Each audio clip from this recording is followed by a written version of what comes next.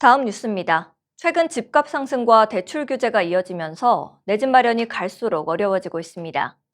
여기에 고분양가 부담까지 더해지면서 실수요자들의 주거 불안감도 커지고 있는데요. 이런 상황에서 고분양가 시대의 현실적인 대안으로 최장 10년 동안 안정적으로 거주할 수 있는 민간임대 아파트가 주목받고 있습니다.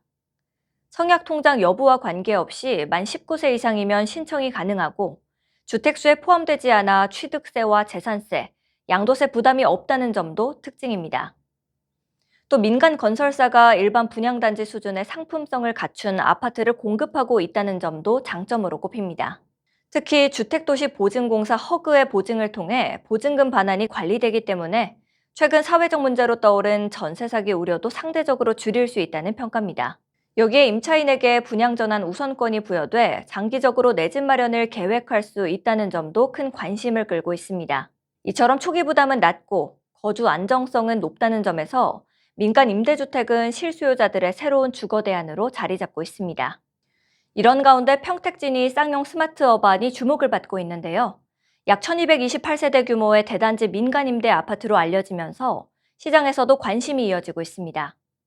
오늘은 아파트 리포트 팩트 진단 시간을 통해 해당 사업의 진행 상황과 주요 쟁점을 살펴보겠습니다. 먼저 사업 개요부터 살펴보겠습니다.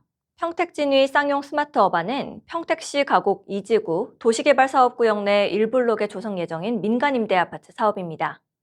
지하 2층부터 지상 30층까지 14개 동 규모로 계획돼 있으며 총 1228세대가 공급될 예정입니다. 공급 평형은 전용 면적 64형, 77형, 84형으로 26평형과 30평형, 34평형 등 수요자 선호도가 높은 중소형 평형대로 구성될 계획입니다.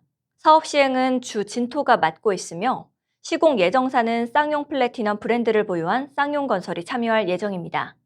이와 관련해 평택진이 쌍용 스마트 어반 사업을 둘러싸고 여러 가지 주장들이 제기되고 있는데요. 해당 내용들이 사실인지 팩트체크를 통해 차례로 확인해 보겠습니다. 첫 번째 팩트체크입니다. 행정 절차 멈춰 있다? 정답은 X, 사실이 아닙니다. 평택 가곡 2지구 도시개발 사업은 지난 2022년 6월 주민 제안에 따른 도시개발구역 지정제한 동의서가 평택시에 접수되면서 절차가 시작됐습니다. 이후 관련 법령에 따른 인허가 절차가 진행되면서 2024년 12월 30일 평택 가곡 2지구 도시개발구역 지정 및 개발계획 수립이 평택시 고시 제2024-6645로 고시됐습니다. 이어 2025년 6월 26일에는 도시개발구역 사업시행자 지정이 이루어졌습니다. 또 현재는 평택시 공고 제2026-847호에 따라 평택 가곡 2지구 도시개발구역 지정 및 개발계획 수립 1차 변경안에 대한 공람 절차가 진행되고 있습니다. 이 변경안은 평택시의 추가 공공기여 요청에 따라 도시개발사업지 인근 공원 부지 약 5,554평을 사업구역에 편입하는 내용을 담고 있습니다. 공람 절차가 마무리되고 구역 지정 변경과 개발계획 변경이 완료되면 이후 실시계획 인가 단계에서 각종 영향평가 등 관련 법령에 따른 행정 절차가 이어질 예정입니다. 또 아파트 건설을 위한 사업계획 승인 과정에서는 교통 영향평가와 경관심의, 건축심의 등 필요한 심의 절차도 함께 진행될 예정입니다. 두 번째 팩트체크입니다. 사업 예정 부지가 자연 녹지 지역이라 고층 아파트 건설 불가? 이 주장 역시 정답은 X입니다.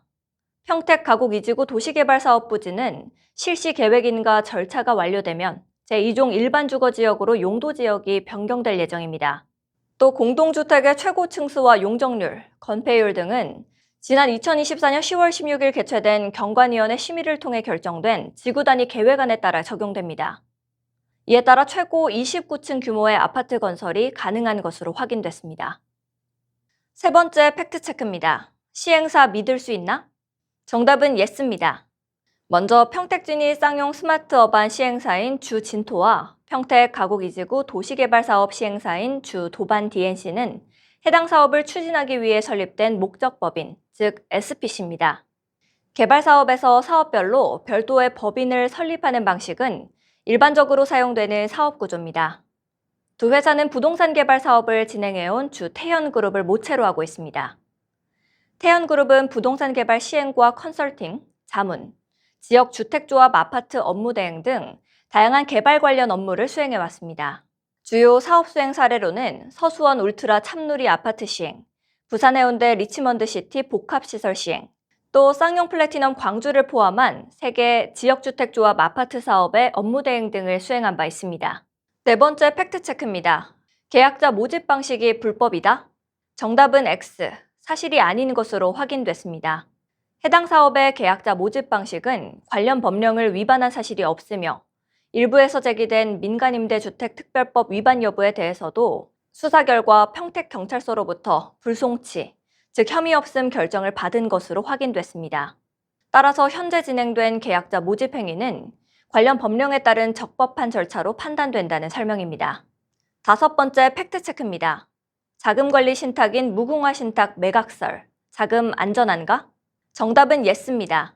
최근 언론에 언급된 무궁화 신탁 관련 이슈는 대주주의 지분 매각과 관련된 사안일 뿐 신탁 재산과는 별개의 문제라고 설명합니다. 신탁 재산은 신탁법 제37조에 따라 회사 자산과 분리해 별도로 관리하도록 의무화돼 있기 때문입니다. 따라서 계약자들이 무궁화 신탁 명의계좌로 납부한 계약금 역시 신탁회사 경영상 상황과 관계없이 별도 관리된다는 설명입니다. 여섯 번째 팩트체크입니다. 허그 임대보증 가능한가? 정답은 예스입니다. 계약자 납입금은 모두 자금관리 신탁 회사 명의 계좌로 관리됩니다.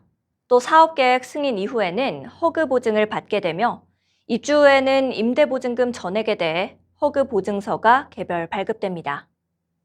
지금까지 평택진이 쌍용 스마트어반 사업을 둘러싼 주요 주장들을 팩트체크로 확인해봤습니다. 확인 결과 평택진이 쌍용 스마트어반 사업은 합법적인 절차에 따라 추진 중이며 적법한 모집 방식과 투명한 자금관리 시스템을 갖춘 사례로 확인됐습니다. 다만 인터넷 등을 통해 확인되지 않은 정보들이 확산되고 있는 만큼 예비 임차인들께서는 정확한 정보를 바탕으로 판단하시기 바랍니다. 가곡지구 일대에 약 13,000세대의 미니 신도시가 형성되는 만큼 새로운 주거 기회를 찾아보시는 것도 좋겠습니다.